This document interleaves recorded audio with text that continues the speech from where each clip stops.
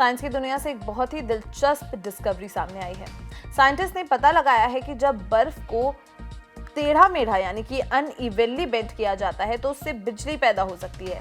ये नया research nature physics नामक जर्नल में पब्लिश हुआ है। इस खोज को फ्लेक्सो इलेक्ट्रिसिटी कहते हैं।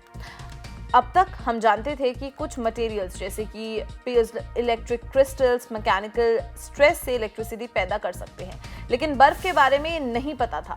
इस डिस्कवरी से माना जा रहा है कि इसका संबंध थंडरस्टॉर्म में आने वाली बिजली यानी कि लाइटनिंग से भी हो सकता है। लंबे समय से साइंटिस्ट को यह समझ नहीं आ रहा था कि बादलों में आइस पार्टिकल्स के टकराने से बिजली कैसे बनती है, क्योंकि बर्फ को पाइजो इलेक्ट्रिक नहीं माना जाता था। फ्लेक्सोइलेक्ट्रिक इफेक्ट इस मिस्ट्री को सॉल्व कर सकता है।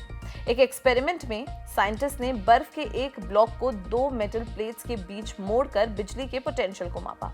उन्होंने पाया कि जब बर्फ को मोड़ा जाता है तो हर टेम्परेचर पर इलेक्ट्रिक चार्ज बनता है। इसके अलावा उन्हें 113 डिग्री सेल्सियस से कम टेम्परेचर पर बर्फ की सरफेस पर एक पतली फेरो इलेक्ट्रिक लेयर भी मिली। ये लेयर अपने इलेक्ट्रिक पोलैरिटी को बदल सकती है। इस डिस्कवरी का फायदा सिर्फ वैज्ञानिक जानकारी के लिए ही नहीं बल्कि प्रैक्टिकल एप्लीकेशंस के लिए भी हो सकता है।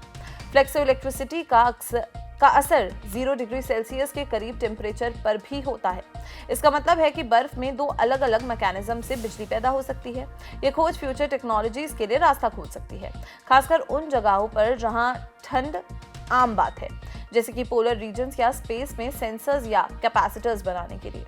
ये रिसर्च एक आम चीज यानी कि बर्फ को नए रूप से समझने का मौका देती है।